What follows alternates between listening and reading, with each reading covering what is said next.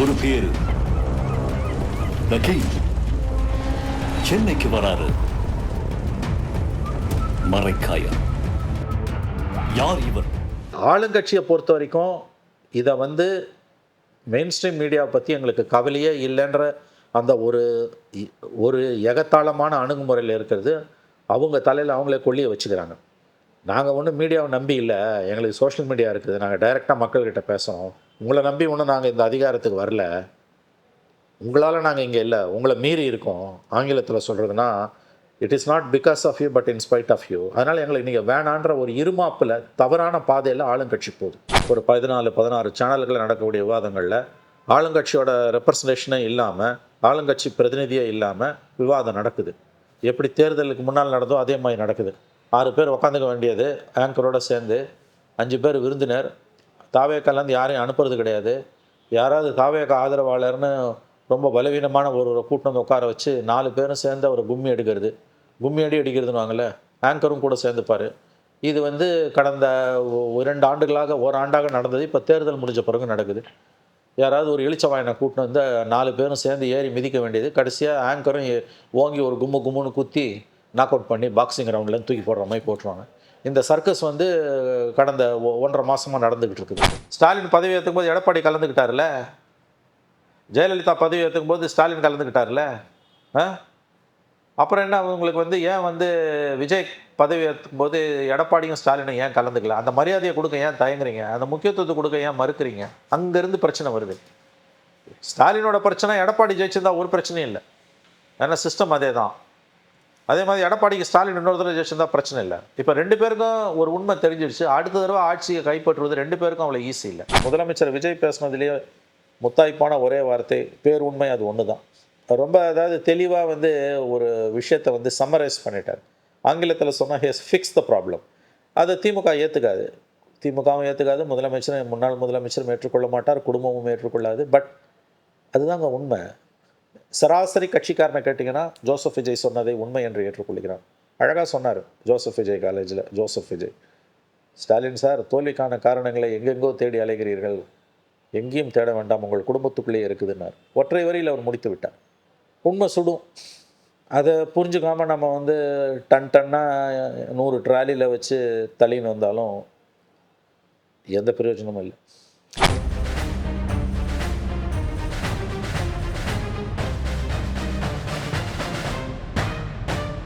ரெட்ரோலுக்ஸ் நெஞ்சங்களுக்கு வணக்கம். நான் கார்த்திக். இன்றைய பொலிட்டிக்கல் பல்ஸ் நிகழ்ச்சியில் நம்முடைய இணைந்திருப்பவர் மூத்த பத்திரிகையாளர் திருமணி அவர்கள். வணக்கம் சார். வணக்கம் சார். இன்னைக்கு முதலமைச்சராக இருக்கக்கூடிய திரு ஜோசப் விஜய் அவர்கள் வெளியிட்டிருக்கக்கூடிய அறிக்கை, இன்னைக்கு இந்த ஆட்சி அமர்வதற்கு முன்பாக சொன்ன ஒரு விஷயம், வெள்ளை அறிக்கை வெளியிடப்படும் அப்படின்ற ஒரு விஷயத்த சொல்லியிருந்தாங்க. இன்னைக்கு மாலை 5:30 மணிக்கு அந்த வெள்ளை அறிக்கை அப்படின்றது வெளியிடப்படும்ன்றதை அந்த அமைச்சர் மரிய வில்சன் அவர்கள் சொல்லியிருக்கார். அதற்கு முன்னதாக பயிர்க்கடன் தள்ளுபடி ஏற்கனவே பண்ணியிருந்தார். அது எல்லாரும் போராட்டம் அந்த மாதிரிலாம் பண்ணதுனால விவசாயிகளுடைய அந்த எதிர்ப்பு எல்லாம் தாண்டி இப்போ அதை மேலும் உயர்த்தியிருக்கிறார். கிட்டத்தட்ட 6,000 கோடி ரூபாய் கிட்ட பயிர்க்கடன் தள்ளுபடி அப்படின்ற ஒரு விஷயத்தையும் பார்க்குறோம். இதையெல்லாம் போக இன்னொரு பக்கம் பார்க்கும்போது கடந்த ஆட்சியில் நம்ம பார்த்த மாதிரி இந்த பாலியல் ரீதியான பிரச்சனைகள் அப்படின்றது இன்னமும் தொடர்ந்துகிட்டு இருக்கு. நேற்றெல்லாம் ஒரே நாளில் ஒரு 5 இடங்களில் இந்த மாதிரி பாலியல் ரீதியான துன்புறுத்தல்கள் அப்படின்றது நடக்கிறது. எப்படி பார்க்குறீங்க? இந்த வெள்ளை அறிக்கையிலிருந்து இந்த பாலியல் ரீதியான பிரச்சனை வரைக்கும் இந்த 1 மாத காலத்திலேயே இவ்வளவு பிரச்சனைகள் ப்ளஸ் இன்னொரு பக்கம் பேசக்கூடிய பல விஷயங்களும் நடந்திருக்குன்றதை எப்படி பார்க்குறீங்க? பிரச்சனைகள் இருக்குது, அதில் மாற்று கருத்துக்கு இல்லை. இந்த பாலியல் துன்புறுத்தல்கள், கொலைகள், பெண்களுக்கு எதிரான குற்றங்களில் கடந்த 5 ஆண்டுகளில் ஸ்டாலின் முதலமைச்சராக மே 7ஆம் தேதி 2021 மே 9, 2026 வரைக்கும் அவர் இருந்த காலகட்டங்களில் மொத்த புள்ளி விவரத்தையும் ஆண்டுதோறும் புள்ளி விவரம் உட்பட மாதந்தோறும் வந்த புள்ளி விவரம், monthly statistics, yearly statistics, holistic 5 year ஸ்டாட்டிஸ்டிக்ஸையும் வச்சுக்கிட்டு இதை பேசுனாங்கன்னா அது குறைந்தபட்ச அறிவு நேர்மையானதாக இருக்கும். அதை தொடாமல் இப்போ ஏதோ இதுதான் முதல் முறையாக நடக்கிற மாதிரி பேசுகிறாங்க.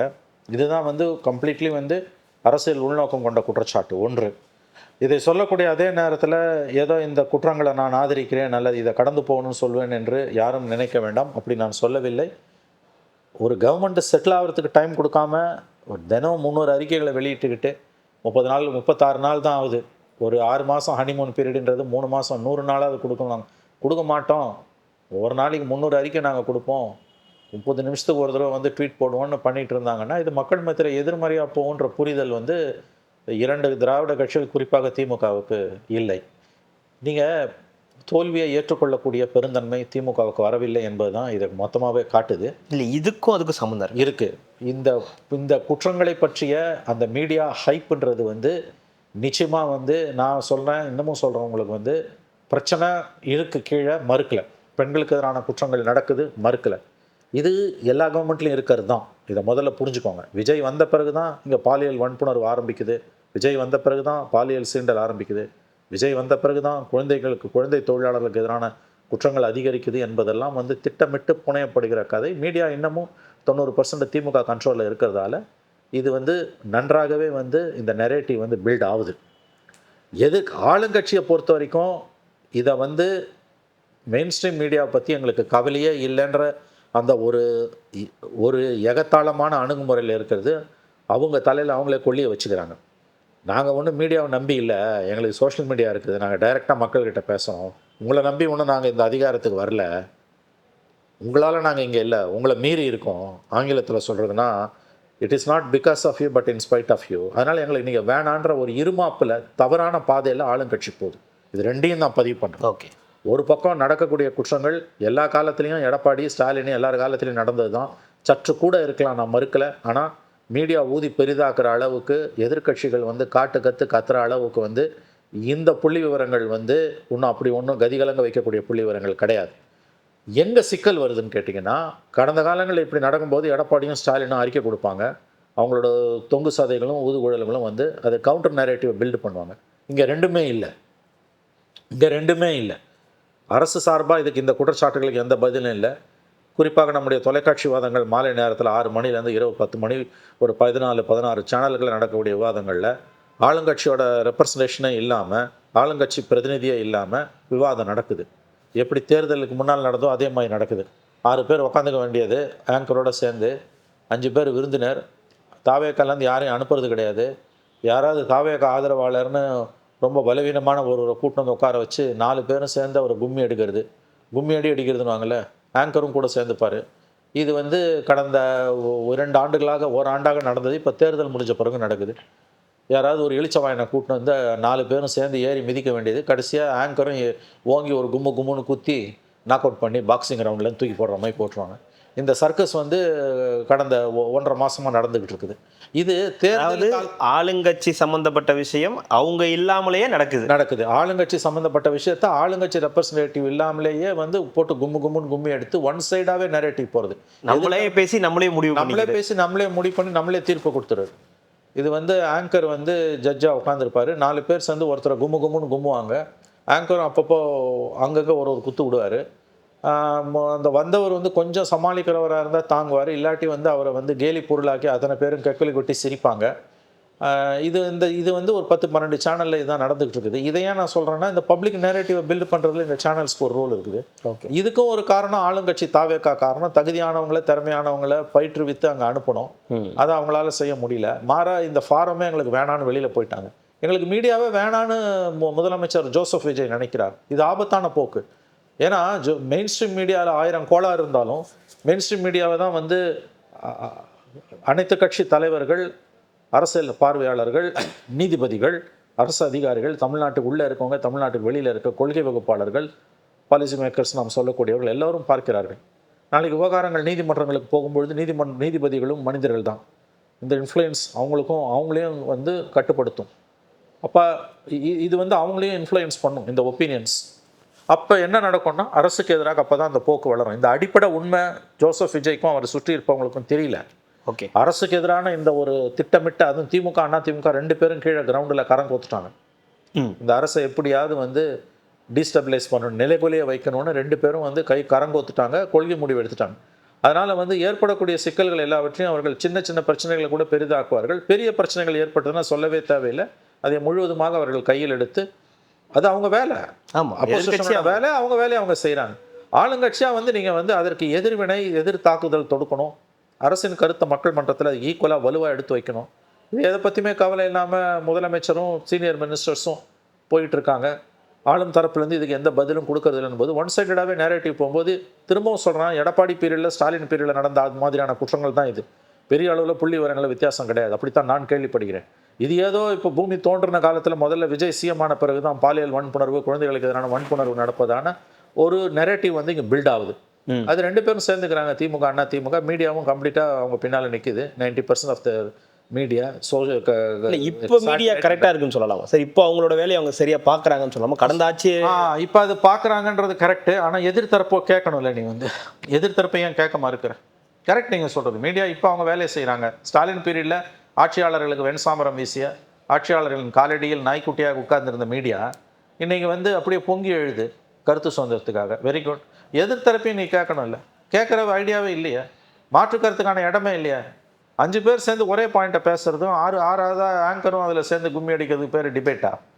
இது 5 வருஷமாக ஆளுங்கட்சிக்கு ஜால்ரா போட்டது இப்போ எதிர்கட்சிக்கு எதிராக, ஆளுங்கட்சிக்கு எதிராக திரும்பிடுச்சு. அது ஒரு எண்டுனா இது ஒரு எண்டு. எனவே நான் இதில் வந்து இன்றைக்கி நீங்கள் சொன்ன மாதிரி மீடியா அது வேலையை செய்து நான் ஒப்புக்கொள்கிறேன். மீடியாவை கூட குறை சொல்லலை. எதிர்கட்சி வேலையை செய்கிறாங்க, ஆளுங்கட்சி தான் வேலையை செய்யலை. எங்களுக்கு சோஷியல் மீடியா போதுன்ற எண்ணத்தில் இருந்தாங்கன்னா மிகப்பெரிய தவறை செய்கிறார்கள். ஏன்னா எல்லா அமைச்சர்களும் பெரும்பாலும் மீடியாக்களை சந்திக்கிறாங்க, பேசுகிறாங்க. அப்படின்னும் போது முதலமைச்சர் ஒருத்தர் மட்டும் சந்திக்கலைன்றத ஒரு பெரிய குற்றச்சாட்டாக எல்லாருமே எல்லாத்தையுமே மாற்றும். விஜய் ஒரு 10 நிமிஷம் மீடியா கிட்ட பேசி இந்த இந்த இந்த இந்த இந்த குற்றச்சாட்டுகளுக்கு நெத்தியடி பதிலை கொடுத்தாருன்னா பத்தி எரியும், அப்படியே டேர்ன் ஆகும். ஞாபகம் வச்சுக்கோ. விஜய்ன்றது தனி மனித விஜய், ஜோசப் விஜய் அல்ல. முதலமைச்சர் ஜோசப் விஜய், நடிகர் விஜய் அல்ல. அவர் முதலமைச்சர், செல்வாக்குமிக்க முதலமைச்சர். அதிகாரத்தில் இருந்தால் 10,000 யானைகளோட பலன்னார் மொராஜி தேசாய். அவர் இன்றைக்கி ஒரு வார்த்தை சொல்கிறாருன்னா அது ஃப்ளாஷ் நியூஸ். நேஷ்னல் லெவலில், இன்டர்நேஷ்னல் லெவலில் உலகம் முழுவதும் இருக்கிற தமிழர்கள் பார்ப்பாங்க. அரசின் மீது இப்படி வந்து சேத்தை வாரி அடிக்கும்போது அவர் ஒரு 10 நிமிஷமாவது பதில் மீடியா கிட்ட பேசணும். இல்லை டிஃபெண்ட் மோடில் தான் இருக்காங்களா? டிஃபெண்ட் மோடில் போனது தப்பு. அஃபென்ஸ் மோடில் போகணும். இவங்க டிஃபெண்ட் மோடில் தான் இருக்காங்க. இப்போதைக்கு டிஃபென்ஸ் மோடில் தான் இருக்காங்க அவங்க. அதுவே இவங்க பண்ண தப்பு. Offence is the best defence. அதுக்கு போகணும் இவங்க. டிஃபென்ஸே பண்ண தெரியல, அஃபென்ஸ் எங்கே பண்ண போகிறாங்க? நிர்வாகம் நல்லா இருந்தால் போதும், சமாளிச்சலான்னு ஜோசப் விஜய் நினைக்கிறார். தவறான பார்வை. அரசியலும் வேணும். உங்களை ஆள விட மாட்டாங்க. ஜோசப் விஜய் புரிந்து கொள்ள வேண்டிய முதல் பாடம், உங்களை ஆள விட மாட்டார்கள். திமுக அண்ணா திமுக 2 பேரும் அதில் கங்கணம் கட்டி கொண்டிருக்கிறார்கள். அதிகாரத்தை இழந்ததோட யதார்த்தத்தை இன்னமும் திமுக புரிஞ்சுக்கல, சுத்தமாக புரிஞ்சுக்கல. அவங்க ஏற்றுக்க மனசு மறுக்குது. அவங்க லோக்கல் பாடி கண்ட்ரோலில் இருக்க எல்லா லோக்கல் பாடியிலையும் இன்னமும் ஸ்டாலின் படத்தை தான் வச்சுருக்காங்க.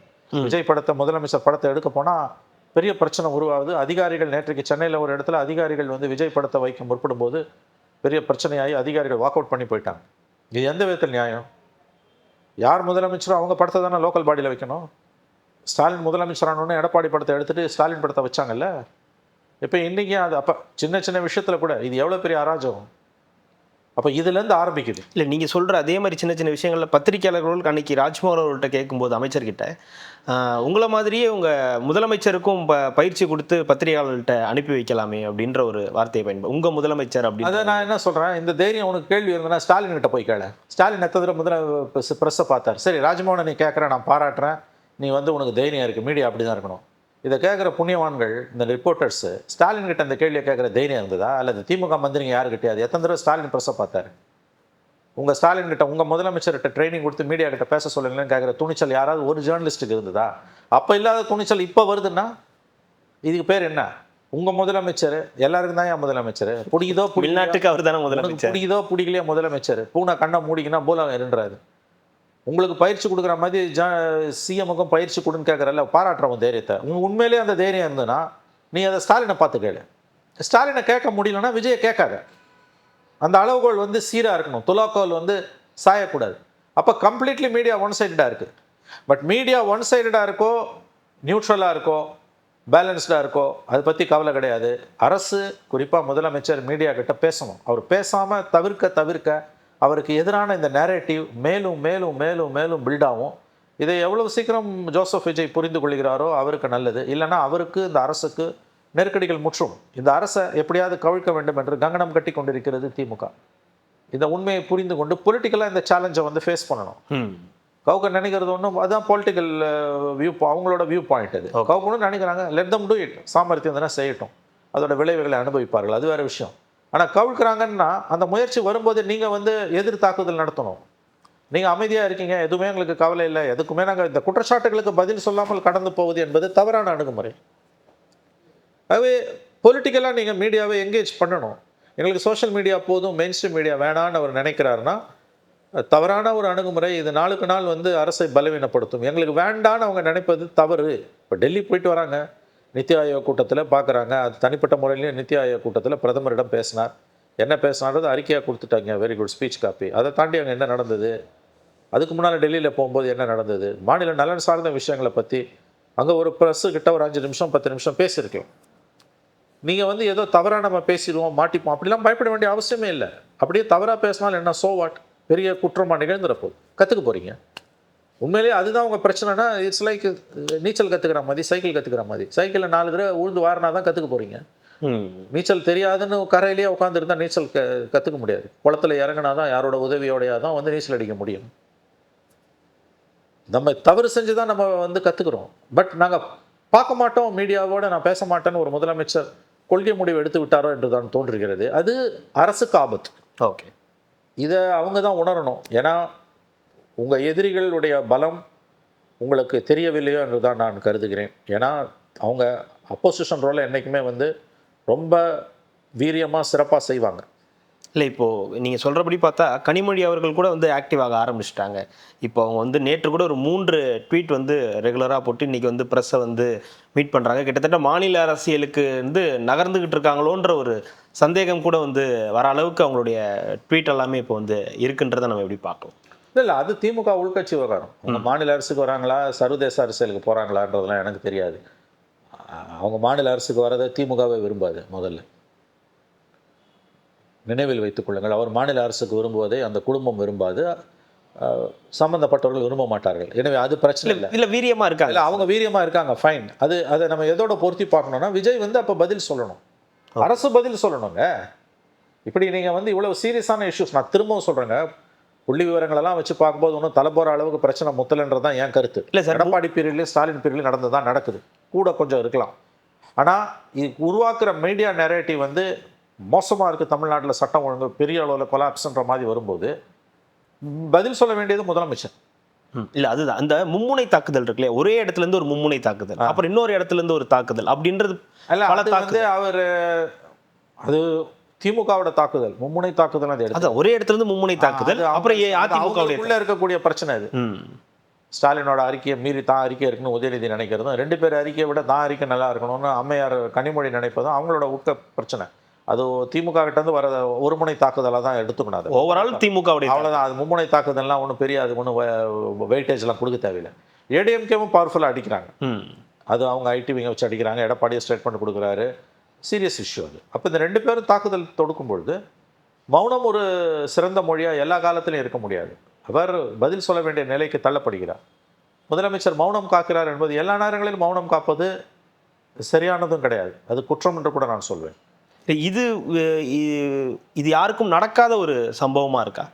இதற்கு முன்னாடி அதிமுகவுக்கோ திமுகவுக்கோ இல்லாத ஒரு பிரச்சனை விஜய் அவர்களுக்கு இருக்கா, இந்த முதலமைச்சருக்கு இருக்கா? என்ன 2 முனை தாக்குதல் அவருக்கு டே 1ல வந்துடுச்சுங்க. அவருடைய பதவியேற்பு விழாவில் ஏன் ஸ்டாலினும் எடப்பாடியும் கலந்துக்கல? 2 பேருக்கும் முறையான அழைப்பு அனுப்பப்பட்டது. புரோட்டோகால் டிபார்ட்மெண்ட்லேருந்து 2 பேருக்கும் முறையான அழைப்பு அனுப்பப்பட்டது. ஸ்டாலின் பதவி ஏற்றுக்கும் போது எடப்பாடி கலந்துக்கிட்டார்ல, ஜெயலலிதா பதவி ஏற்றுக்கும் போது ஸ்டாலின் கலந்துக்கிட்டார்ல. அப்புறம் என்ன உங்களுக்கு வந்து ஏன் வந்து விஜய் பதவி ஏற்றுக்கும் போது எடப்பாடியும் ஸ்டாலினும் ஏன் கலந்துக்கல? அந்த மரியாதையை கொடுக்க ஏன் தயங்குறீங்க? அந்த முக்கியத்துவத்தை கொடுக்க ஏன் மறுக்கிறீங்க? அங்கேருந்து பிரச்சனை வருது. ஸ்டாலினோட பிரச்சனை எடப்பாடி ஜெயிச்சிருந்தா ஒரு பிரச்சனையும் இல்லை, ஏன்னா சிஸ்டம் அதே தான். அதே மாதிரி எடப்பாடிக்கு ஸ்டாலின் இன்னொரு தடவை ஜெயிச்சிருந்தா பிரச்சனை இல்லை. இப்போ 2 பேருக்கும் ஒரு உண்மை தெரிஞ்சிடுச்சு, அடுத்த தடவை ஆட்சியை கைப்பற்றுவது 2 பேருக்கும் அவ்வளோ ஈஸி இல்லை. 2 பேருக்கும் ரொம்ப கஷ்டம். புது பிளேயர்ஸ் உள்ளே வந்துட்டாங்க. அண்ணாமலை மாதிரி புதிய வருகைகள் இருக்கின்றன. இந்த கவர்மெண்ட் கவுந்தாலும் திமுக ஒன்றும் வரும்னா அதிமுக வரும்னா சொல்ல முடியாது. யாருக்கும் மெஜாரிட்டி இல்லாத சூழல் தான் வர்றதுக்கு வாய்ப்புகள் அதிகம். அப்படியே வந்தாலும் இனிமேல் 118லாம் வர முடியாது. அப்படியே நீங்கள் வந்தாலும் இவங்க செய்கிற சில மாற்றங்களால் நீங்கள் பண்ண பல ஆண்டுகளாக பண்ண பல காரியங்கள் வந்து அந்த கதவுகள் அடைக்கப்படுகின்றன. அந்த கோபம் தான் கடந்த 60 ஆண்டுகளாக அனுபவிச்சதை இனிமேல் அனுபவிக்க முடியாது ஆட்சி மாற்றம் வந்தாலும் என்ற உண்மை சுட ஆரம்பித்திருக்கிறதோட விளைவு தான் இவ்வளவு நடக்குது. நான் சொல்கிறது அவங்க வேலையை அவங்க செய்கிறாங்க. ஸ்டாலினையோ எடப்பாடியையோ மீடியாவையோ குறை சொல்லி பிரயோஜனமே இல்லை, ஏன்னா அவங்க வேலையை அவங்க செய்கிறாங்க. ஓகே, கவர்மெண்ட்டு முதலமைச்சர் ஆளுங்கட்சி வாய் திறக்காமல் இருப்பது என்பது அவங்க அது ஒரு ஸ்ட்ராட்டஜியாகவே கடைபிடிக்கிறாங்க. அவங்க பணிகளில் ஈடுபடுறாங்க, அவங்களுக்கான சில சில விஷயங்கள்லாம் சொல்றாங்க. எல்லா கவர்மெண்ட்டும் எல்லா காலத்திலையும் பண்ணுச்சு சார். ஜெயலலிதா ஒரு பெரிய லிஸ்ட் படிப்பாங்க, எங்கள் சாதனையை நாங்களே தான் முறியடி பண்ணுவாங்க. ஓராண்டு பேசும், 100 ஆண்டு பேசும், ஓராண்டு சாதனை. ஸ்டாலினை கேட்டிங்கன்னா இப்படி ஒரு முதலமைச்சர் உலகத்திலே இருந்தது இல்லைன்னுவார். இது வந்து நடைமுறையில் யார் இருந்தாலும் யார் இல்லாட்டியும் கவர்மெண்ட் ரன் ஆகிட்டே இருக்கும். இது வந்து இவங்களுக்கு வந்து புரியும். ஆனால் மக்களை வந்து மடைமாற்றம் செய்வதற்காக பேசின பேச்சு. இவர் அது கூட பேச மாட்டேன்றார். சிஸ்டம் நடந்துகிட்டு இருக்குது.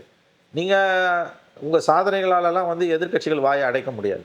எதிர்க்கட்சிகள் வாயை அடைக்கணும்னா நீங்கள் அரசியல் பண்ணணும், களத்தில் இறங்கி பண்ணணும். இல்லைன்னா நீங்கள் அந்த ரேஸில் பின்தங்குவீங்க. இல்லை, இன்னைக்கு வெள்ளை அறிக்கை வெளியிட போகிறோம் அப்படின்ற ஒரு விஷயம் 18ஆம் தேதி சட்டப்பேரவை சட்டமன்றம் கூடுது அப்படின்ற போது அதற்கு முன்னாடி இந்த வெள்ளை அறிக்கை வெளியிடுதல் ஏற்கனவே சொல்லியிருந்தது தான். இப்போ அதை இன்னைக்கு ரிலீஸ் பண்ண போகிறாங்கன்னா அதோடைய இந்த பூதாகரம் ஏதாவது வெடிக்கிறதுக்கு அதில் என்ன இருக்குன்னு பார்க்கணும். ஏன்னா இந்த ஆரம்பித்தது நீங்கள் ஆரம்பிச்சிங்க. பிடிஆர் 2021 வெள்ளை அறிக்கை வெளியிடும் போது பட்ஜெட்டுக்கு முன்னால் அவ்வளோ சிலாகிச்சு பேசுனீங்க. வெள்ளை அறிக்கைன்ற ஒரு கான்செப்டே அன்றைக்கி தான் ரொம்ப பேருக்கு தெரிய வந்தது. முதல் 3 பட்ஜெட்டை கொடுக்கும்போது, அதுவும் முதல் பட்ஜெட்லாம் வரும்போது வெள்ளை அறிக்கை, அதை தொடர்ந்து பட்ஜெட் வரும்போது பிடிஆர் அவருக்கு கொடுத்த முக்கியத்துவம் என்பது ஆஹா. அதாவது தமிழ்நாடு வரலாறுலேயே அதுக்கு முன்னாலேயும் யாருமே பட்ஜெட் ப்ரெசென்ட் பண்ணதில்லை, அதுக்கு பின்னாலேயும் யாரும் ப்ரெசென்ட் பண்ண போகிறதில்ல. பிடிஆர் பிறந்து வந்த பிறகு தான் பட்ஜெட்டுன்ற கான்செப்டே தமிழ்நாட்டில் உருவாச்சுன்ற மாதிரியான ஒரு பில்டப். அப்படி ஒரு பில்டப், முடைநாற்றம் எடுக்கக்கூடிய பில்டப். 2 பட்ஜெட் போட்டார். 3ஆவது பட்ஜெட் போட்டோன்னே எங்கேயோ யாரோ எதையோ லீக் பண்ணாங்க. இவர்களால் வானளவு புகழப்பட்ட அந்த நபர் உப்புச்சப்பு இல்லாத ஒரு துறைக்கு மாற்றப்பட்டார்.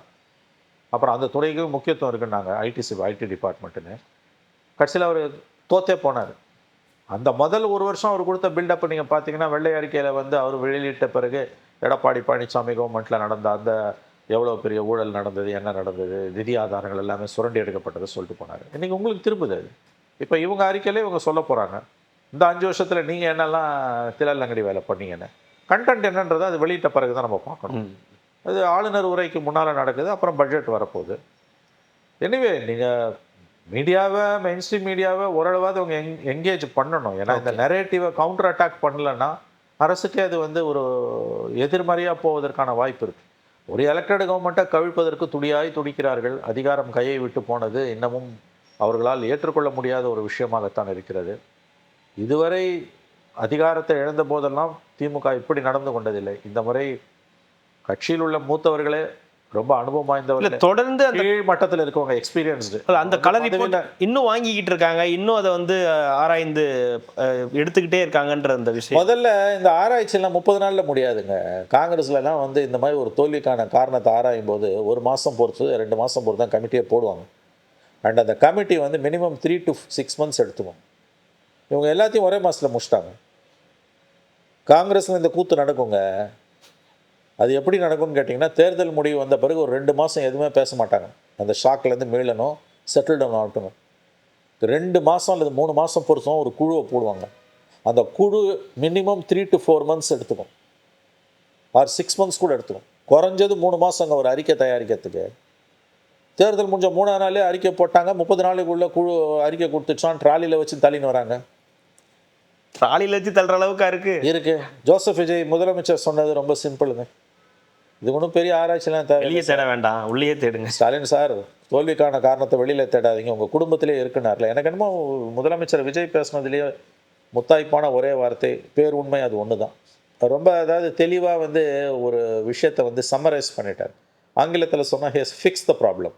அதை திமுக ஏற்றுக்காது, திமுகவும் ஏற்றுக்காது, முதலமைச்சரும் முன்னாள் முதலமைச்சரும் ஏற்றுக்கொள்ள மாட்டார், குடும்பமும் ஏற்றுக்கொள்ளாது. பட் அதுதாங்க உண்மை. சராசரி கட்சிக்காரனை கேட்டிங்கன்னா ஜோசப் விஜய் சொன்னதை உண்மை என்று ஏற்றுக்கொள்கிறான். அழகாக சொன்னார் ஜோசப் விஜய் காலேஜில் ஜோசப் விஜய், ஸ்டாலின் சார், தோல்விக்கான காரணங்களை எங்கெங்கோ தேடி அலைகிறீர்கள், எங்கேயும் தேட வேண்டாம், உங்கள் குடும்பத்துக்குள்ளேயே இருக்குதுன்னார். ஒற்றை வரியில் அவர் முடித்து விட்டார். உண்மை சுடும். அதை புரிஞ்சுக்காமல் நம்ம டன்னாக 100 ட்ராலியில் வச்சு தள்ளின்னு வந்தாலும் எந்த பிரயோஜனமும் இல்லை.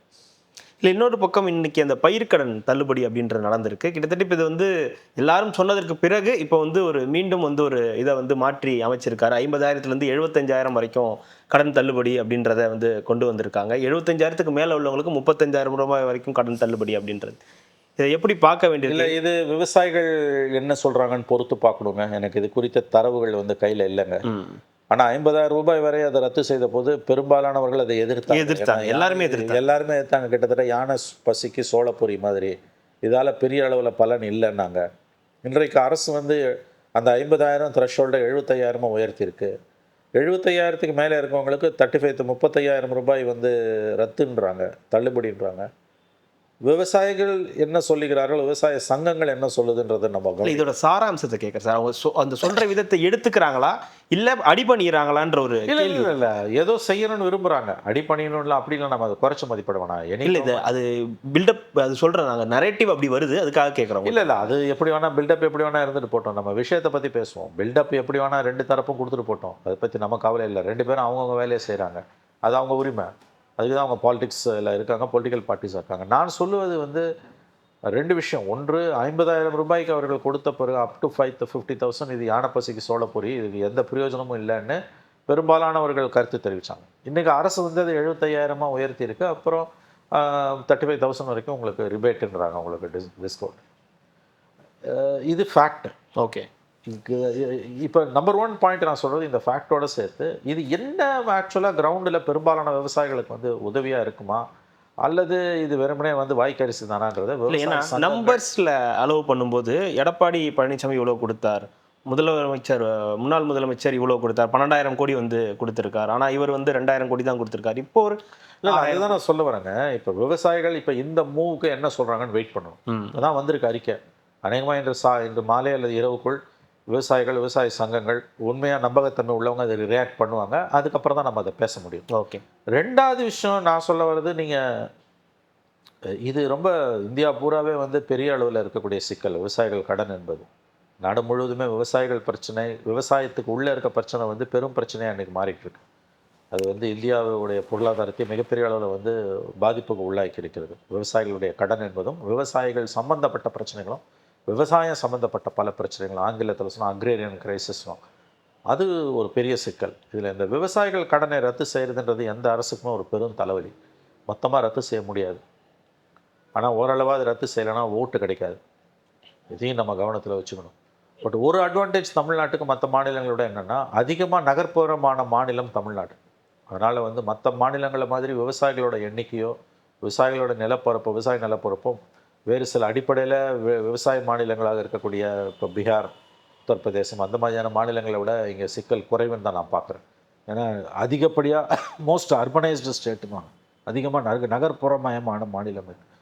ரெண்டாவது, மற்ற மாநிலங்களை விட இங்கே விவசாயிகள் தற்கொலையெல்லாம் கணிசமான அளவு குறைவு இல்லைன்னே கூட சொல்லலாம். மேபி 1 or 2 அங்கொன்று இங்கொன்று இருக்கலாம் மொழியை. இப்போ ஒரு மகாராஷ்டிராலேயோ அல்லது ஒரு பீகார்லேயோ அல்லது ஒரு ஜார்க்கண்ட்லேயோ இருக்க மாதிரி, மேற்கு வங்கத்தில் இருக்க மாதிரி விவசாயிகள் பிரச்சனை தமிழ்நாட்டில் கிடையாது. இங்கே நாடு முழுவதும் இருக்கக்கூடிய விவசாயிகளுடைய அந்த விவசாயத்தோட சிக்கல் இருக்குல்ல, அந்த சிக்கல் தமிழ்நாட்டில் ரொம்ப குறைவுன்னு தான் நம்ம சொல்லணும்.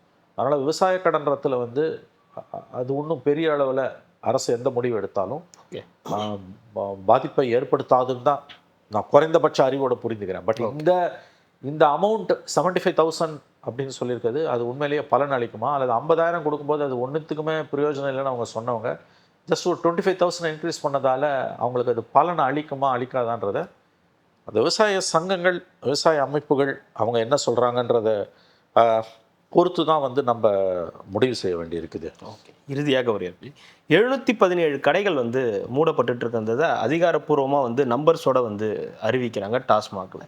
ஆனாலும் இன்னொரு பிரச்சனை தொடர்ந்து இருக்கக்கூடியது இந்த 10 ரூபாய் 20 ரூபாய் பிரச்சனை அப்படின்றது தொடர்ந்து இருக்கக்கூடிய ஒரு பிரச்சனையாக இருக்குது. இதை எப்படி வந்து இதை சமாளிக்கிறது? இன்னொரு பக்கம் தனியார் மயமாக்கலாமான்ற பேச்சுவார்த்தை நடக்குதுன்றதையும் அமைச்சர் வந்து பேசிக்கிட்டு இருக்கோம், அதுக்கான தீர்வு இன்னும் இல்லை, இது ஜஸ்ட் பேச்சுவார்த்தை தான் அப்படின்றதையும் சொல்கிறாங்க. இந்த டாஸ்மாக் எல்லா காலத்திலையும் ஒரு பெரிய பிரச்சனையாகவே இருந்திருக்குது. இப்போவும் அதே ரேஞ்சில் தான் போயிட்டு இருக்கா, இல்லை ஏதாவது மாற்றங்கள் நடக்கிறதுக்கு வாய்ப்புகள் இருக்கா? 10 ரூபாய் பிரச்சனை இன்னமும் இருக்குன்னு தான் கேள்விப்படுறேன். எங்கே பார்த்தாலும் அது இருக்குன்னு தான் சொல்கிறாங்க. 10 ரூபாய் பிரச்சனை இருக்குது. கடைகள் மூடப்பட்டாலும் சேல்ஸ் குறையில, அது அது யதார்த்தம். ஸோ 10 ரூபாய் விஷயத்தை பொறுத்த வரைக்கும் பிரச்சனை தீரலை. அது கவர்மெண்ட் எப்படி தீர்க்க போகுதுன்னு எனக்கு தெரியல, உண்மையிலே எனக்கு தெரியல. இந்த தனியார் மயமாக்கறதுல பொறுத்த வரைக்கும் அந்த டிசிஷனை பற்றி அது கருத்துருவாக அரசோட புத்தியில், மைண்டில் வந்திருக்குது, கவர்மெண்ட்ஸ் மைண்டில். அது குறித்த பேச்சுவார்த்தைகள் நடந்துக்கிட்டு இருக்குது அப்படின்றாங்க. அந்த டிசிஷன் வந்து உங்களுக்கு வந்து ஒரு பொலிட்டிக்கலி ஹாட் பொட்டேட்டோன்னுவாங்க. அது பெரிய எதிர்ப்பை கிளப்பும் கீழே. ஆனால் இன்னொரு பக்கம் வந்து வேறு சில சிக்கல்கள்லேருந்து தப்பிக்கலாம், அரசுக்கான வருவாயும் கூடும். ஏன்னா இந்த கவர்மெண்ட் கண்ட்ரோலில் டாஸ்மாக் இருக்க வரைக்கும் இது வந்து பணம் வெளியில் போகிறது, பில்ஃப்ரேஜ்னுவாங்க, சைடில் போகிறது, சிஸ்டத்துக்குள்ளே வராமல் போகிறது, அதை தடுக்கவே முடியாது. ஏன்னா அந்த மாதிரியான சிக்கல். உதாரணத்துக்கு 10 ரூபா வாங்குறதே தடுக்க முடியாதுன்றாங்க. ஏதாவது ஒரு ரூபத்தில் அது இருந்துக்கிட்டு தான் இருக்கும். டாஸ்மாக் உள்ள அரசுக்கு வர வேண்டிய பணம் இப்போ 50,000 கோடி ரூபாய்னா ஆக்சுவலாக 1 லட்சம் கோடின்றாங்க. இப்போ நீங்கள் தனியார் மயமாக்குனீங்கன்னா இந்த பணம் உங்களுக்கு அப்படியே உங்களுக்கு முறையாக வரப்போகுது அப்படின்னு ஒரு வியூ இருக்குது. ஓகே. பட் அதில் இருக்கக்கூடிய சிக்கல் என்னென்னா, அது பொலிட்டிக்கல் ஹாட் பொட்டேட்டோ. அரசியல் ரீதியாக அரசு வந்து அதுக்கு பெரிய விலையை கொடுக்க வேண்டியிருக்கும். திமுக அண்ணா திமுக 2 பேரும் அதில் கரங்க ஊற்றுருவாங்க. 2003 கொண்டு வந்த டாஸ்மாகை கருணாநிதி வந்து 2006 ஒன்றும் அதை மூடலை. அது யார் ஆட்சிக்கு வந்தாலும் அது அப்படியே தான் கண்டினியூ ஆச்சு. இப்போ 22 வருஷம் பொறுத்து பழசுக்கு போகிறீங்கன்னா அதில் வந்து பாலிசியெல்லாம் நீங்கள் டிவைஸ் பண்ணணும். எந்தெந்த இது பண்ணணும், என்ன ஏதுன்னு. அந்த டிசிஷனுக்கு வந்து இப்போ கூட்டணி கட்சிகள், ஆதரிக்கக்கூடிய கட்சிகள் அதை ஏற்றுப்பாங்களான்னு ஒன்று இருக்குது. இப்போ காங்கிரஸோ இடதுசாரிகளோ அதை கடுமையாக எதிர்க்கிறாங்கன்னா அவங்க எதிர்ப்பை மீறி விஜயால் அதை செய்ய முடியாது. ஏன்னா அவங்க தயவில் தான் அரசு இருக்குது. அந்த சிக்கல் அங்கே வந்து மாட்டுது. ஓகே. ஒருவேளை அவங்கள சமாளித்து அவரால் கொண்டு வர முடியுதுன்னா கிரவுண்டில் வேறு மாதிரியான சிக்கல்கள் வரும் உங்களுக்கு வந்து. அந்த லாபி பவர்ஃபுல் லாபி, அது அரசாங்கங்களே கவிழ்க்கக்கூடிய லாபி. அதனால் அவ்வளவு சுலபமாக மதுபான சில்லறை விற்பனையை தனியார் மயமாக்கக்கூடிய முடிவை ஜோசப் விஜய் அரசால் எடுக்க முடியாதுன்னு தான் எனக்கு தோணுது. அது ரொம்ப கடினமான அது ரொம்ப கடினமான முடிவு. அது வந்து நிர்வாக ரீதியிலாகவும் அது ஏற்படுத்தக்கூடிய சவால்கள் பெருசு, அரசியல் ரீதியாக ஏற்படுத்தக்கூடிய சவால்கள் பெருசு. அரசியல் ரீதியாக பப்ளிக் ஒப்பீனியனை உங்களுக்கு எதிராக திருப்புவாங்க, விஜய்க்கு எதிராக. ரெண்டாவது, இந்த கூட்டணி கட்சிகள் இடதுசாரிகள் வந்து அரசு வந்து மது விற்பனையிலேருந்து வெளியேறுவது அவங்கள பொறுத்த வரைக்கும் தனியார் மயம் ஏற்புடையதல்ல. ஸோ கடுமையாக இடதுசாரிகள் அதை எதிர்ப்பார்கள், மதுபான விற்பனையை தனியார் மயமாக்கத்தை. அப்போ அவங்கள மீறிலாம் நீங்கள் ஒன்றும் செஞ்சிட முடியாது. திரும்ப அவங்க 2 எம்எல்ஏ இருக்காங்க. இப்போ காங்கிரஸ் மட்டும் அதை வந்து ஆதரிப்பதற்கு வாய்ப்பு உண்டு. மற்றவங்க என்ன ஸ்டாண்ட் எடுப்பாங்கன்னு நமக்கு தெரியாது. அப்போ ஆப்போசிஷன் வந்து இதை வந்து கடுமையாக விமர்சிப்பாங்க. கொள்கை முடிவு அது ஒரு ரியல் டெஸ்ட், ஆசிட் டெஸ்ட் ஆகிடும். தனி மெஜாரிட்டி இல்லைன்னா இதெல்லாம் நடக்கும். அதுதான் இப்போ நடந்துக்கிட்டு இருக்குது. அவ்வளோ சீக்கிரமாக மதுபான விற்பனை, சில்லறை விற்பனையை டாஸ்மாக இழுத்து மூடிட்டு அது ஒரு பெரிய ப்ராசஸ். அது பெரிய ப்ராசஸ். 2003க்கு முன்னால் இருந்த நிலைமைக்கு போவது என்பது அவ்வளவு சுலபமானதல்ல. அதுக்கு ஒரு பொலிட்டிக்கல் வில் வேணும். தனி மெஜாரிட்டி இல்லாத ஒரு அரசால் அதை சாதிக்க முடியுமான்றது எனக்கு தெரிஞ்சு மிகப்பெரிய கேள்வி. கண்டிப்பாக சார். அடுத்தடுத்த நிகழ்வுகளை தொடர்ந்து பேசலாம். மிக்க மகிழ்ச்சி. நன்றி.